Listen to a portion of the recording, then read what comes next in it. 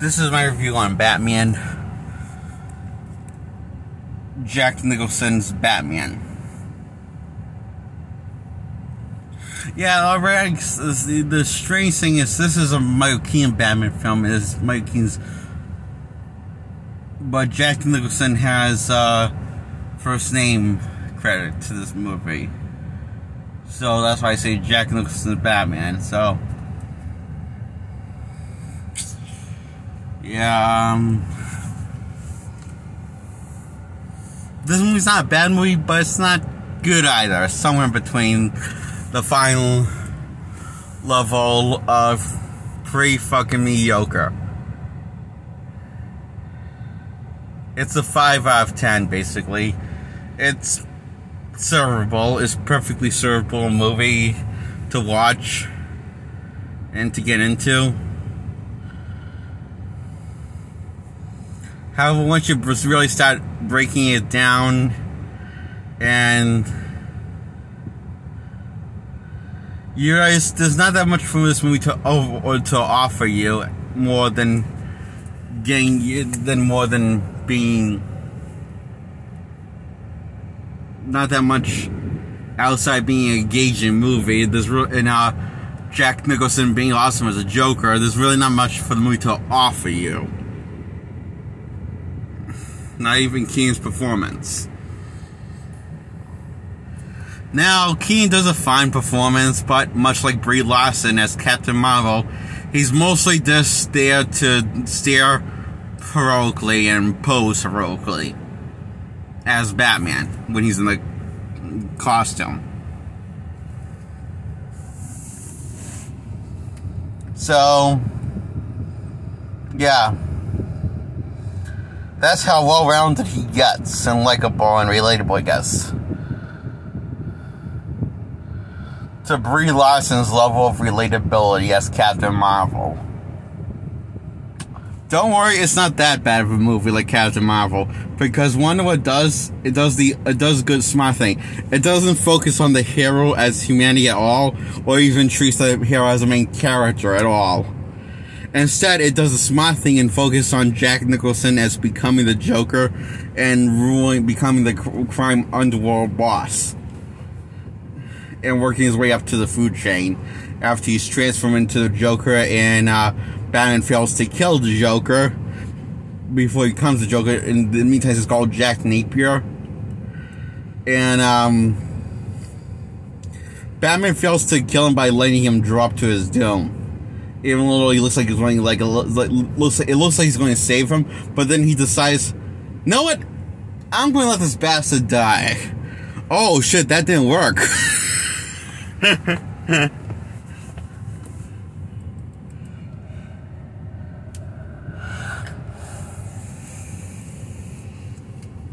So he gets dipped in boiling acid and gets a makeover. That's how he gets the makeup, the skin bleached. And he becomes the Joker, and takes revenge on his boss that tried to have him get murdered by cops by ratting him out to the cops, to Lieutenant Eckhart, and having him and his guys gunned down. Most of him except for Bob. The henchman, Bob, were the only survivors left of his gang, so that means he needs to get new recruits. Or maybe he had more, I guess he had more guys that worked for him. Because he doesn't see him get new recruits, he just actually, I guess he had more than those guys that got killed by the cops. So yeah.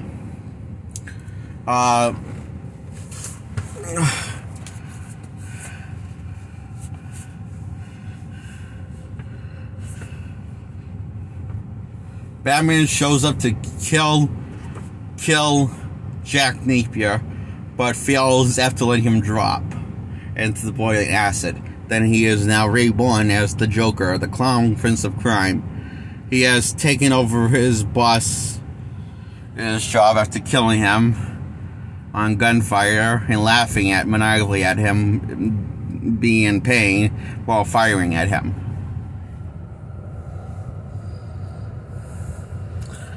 Then he is now the crime underworld boss.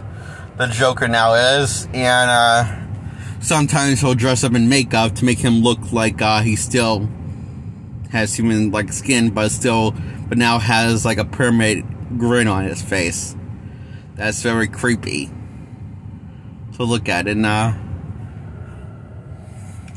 sure, he'll point out how creepy that is, and notice how this movie should have been called The Joker and not Batman, considering Batman barely does anything in this movie. Oh, don't worry, he does less as Bruce Wayne than he does as Batman in the movie, in this one. Yeah, he just meets up with Vicky Vale, tried to get her on dating, and succeeds. Then, while he's sober and she's drunk off her ass, he fucks her hard throughout the night. Then she wakes up in the middle of the night and sees that he's hanging upside down like a bat to stretch his back, I guess, because he has trouble sleeping at nighttime because he is a creature of the night. Blah blah blah blah blah blah. Yeah, I heard it before. That's what the trailers keep on saying. The trailers we kept on saying, but you know. Yeah, so, this is the first night that you see him take the night off as Batman, so, supposedly.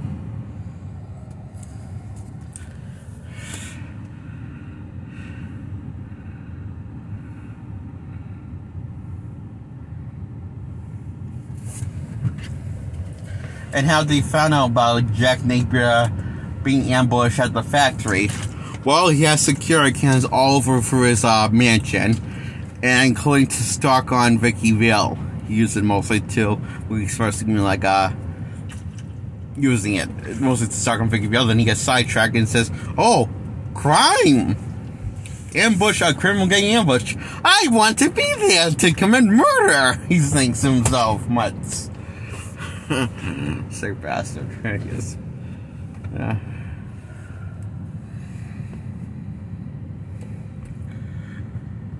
But alas, he fails to commit murder to Jack Napier as he's reborn as the clown prince of crime, the Joker, after taking a hot bath and a boiling chemical bath. And boiling chemicals at Ace Chemicals factory, you know? It's one of those things, you know? So, Joker falls in love with Vicky Vale for after seeing this photo of her.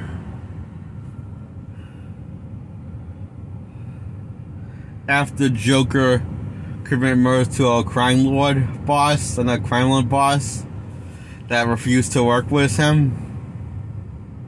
It stabbed him right in the neck, literally, with a pen. Because the pen, as he says himself, is truly mightier than the sword. Joker says. So, he says entrance.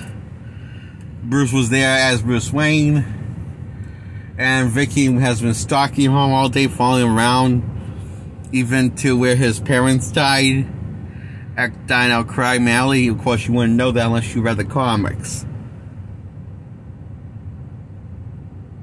So that's what that place is called. And she stalks him all day and sees that he's left roses on an abandoned place. So, which is later revealed by the papers that Knox looked up. That's where his parents got murdered, and it happened all in front of him, and he was only 8 years old. That's when she puts two and two together that Bruce Wayne and Batman might be the same person, as Alfred politely lets Vicky Vale into the Batcave. Even though there's no telling what she could do with that knowledge. Write the story, or decide to drop the story. As Alfred is clearly dying of some form of dementia. and didn't think of that at all. That could be the case, that she could use the scoop and write the story and out Bruce Wayne as Batman, the billionaire playboy.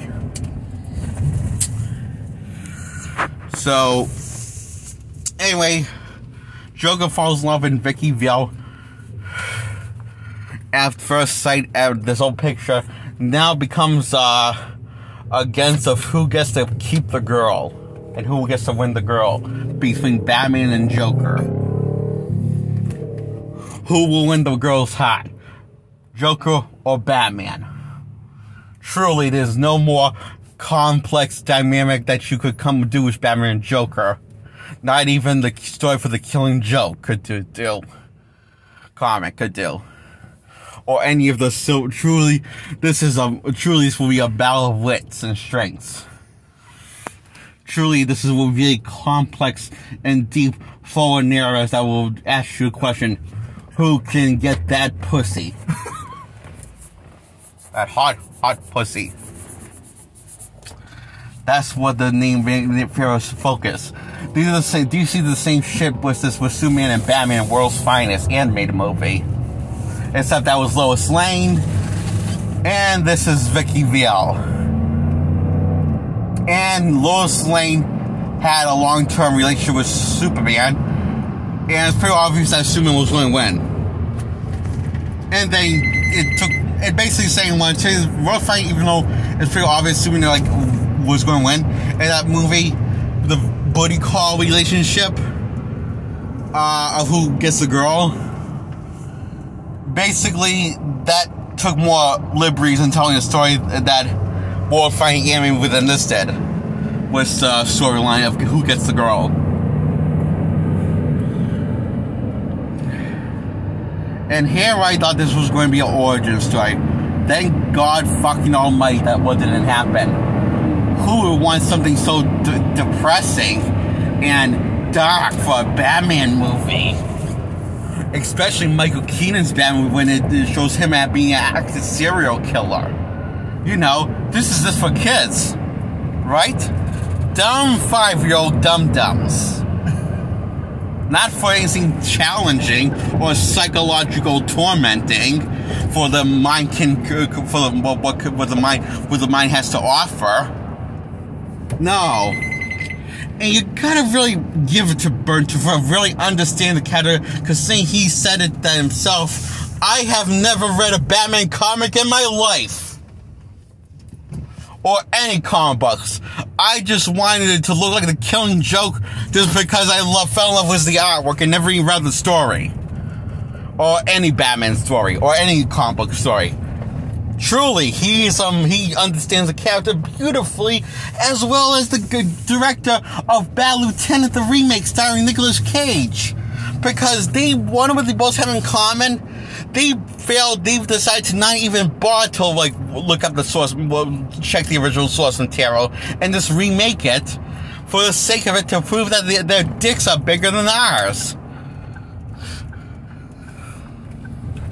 And their brawns are bigger. They have dicks as brains, basically, the same.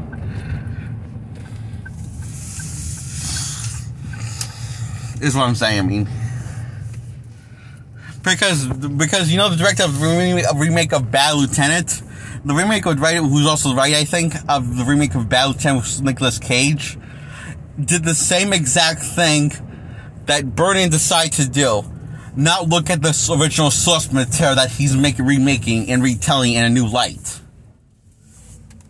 So when you think about it, Bad Lieutenant is like the modern version of 1989's Batman movie, the one with Nicolas Cage. And we know how great that turned out, and how much that was loved by many people all over the world. So, if we can give Bad Lieutenant with Nicolas Cage the benefit of a doubt of being a good story, despite it's nothing like the source material, because the writer and director never wanted to look at the source material, he just wanted to make the movie as a movie, to focus as a movie's narrative, then surely Burton has that right too. Even though he's never looked at the comics at all. Any of the comics he said on the record. Just like the Bad Lieutenant remake director / writer said on record also in an interview. So can we give those two the benefit of doubts that they made a perfect, both of them made a perfect 5 out of 10 movie by meaning that they know jack shit about the source material and admit it's a bunch of hogwash, they say themselves, and I quote. Right. So that's why I'm giving this 10 out of, this 10 out of 10 that most people give of this movie is actually a 5 out of 10, and they're dead fucking wrong if this is a 10 out of 10. Batman. So Batman wins the girl's heart by Joker being a total creep and looking fucking nasty looking. By stalking her, sending her flowers, meeting her up at restaurants, trying to kill her, and turn her into artwork herself while he's becoming the first homicidal slasher artist functioning, he says. And putting his face on the one, he says he always wanted putting his face on the $1 bill. Where does that come into place? I don't know, this is a throwaway line. And Batman drops in on the party of when they're having dinner when Joker's trying to kill her, Vicky, and saves Dick and sweeps her off her feet and takes to the Batcave and sprays bat gas, knockout gas, I'm assuming, because she definitely did something with her that made her unconscious, and took the camera that she was keeping at her breast. That she took the pictures of Batman without his mask.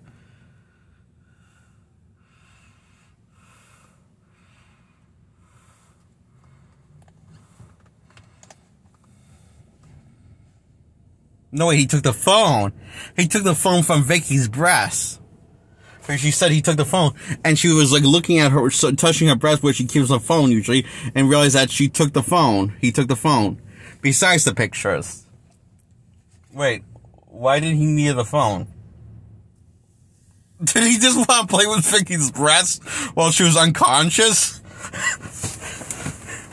That's a little creepy, but okay.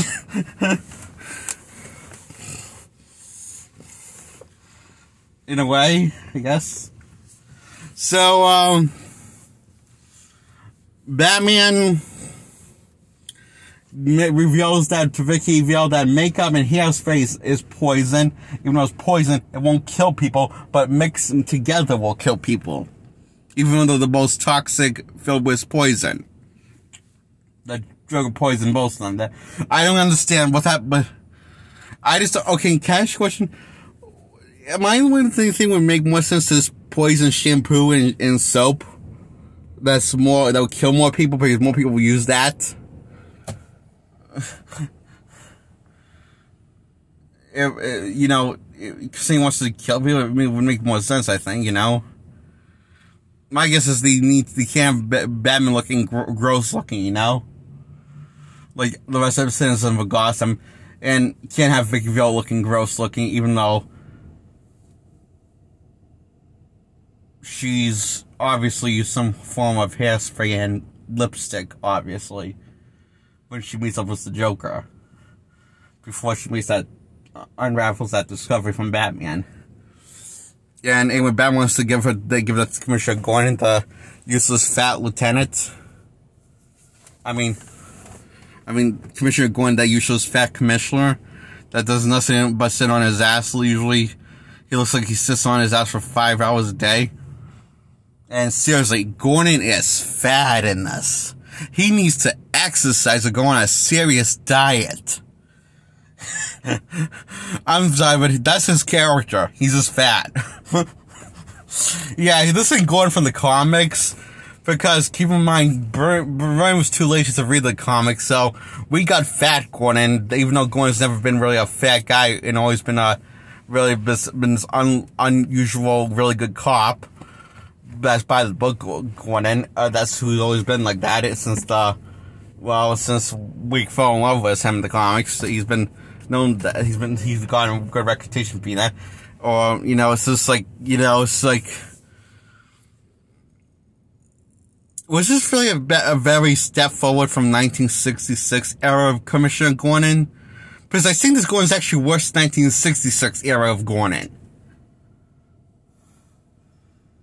Because this one relies on Batman more and does less than Commissioner Gordon from the 60s era with Adam West.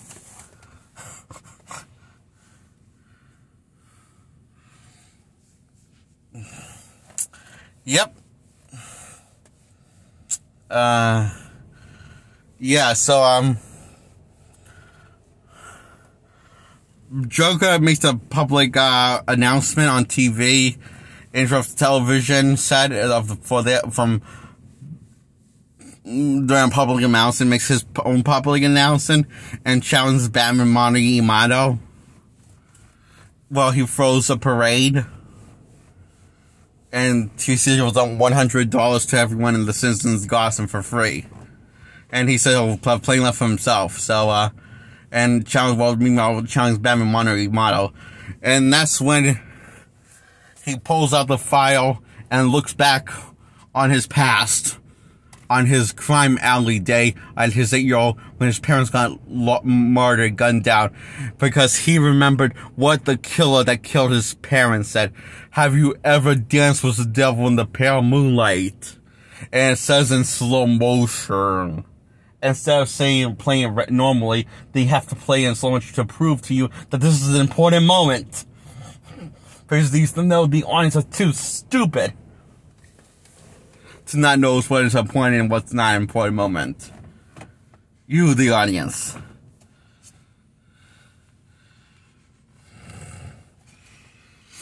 Because that's how he knew that Jack Nicholson was the killer all along. Jack Napier, played by Jack Nicholson, who's now the Joker, was the killer all along that killed his parents years ago.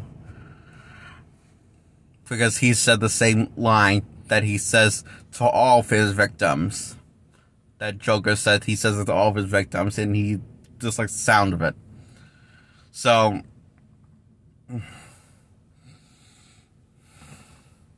this is happened when he's confronted by Joker and Frankie Phil's apartment and shoots Batman, but Batman had protection. Use a little dish as well, not really a dish, more like a metal thing that you see dishes off. It's a stool, I think, or something.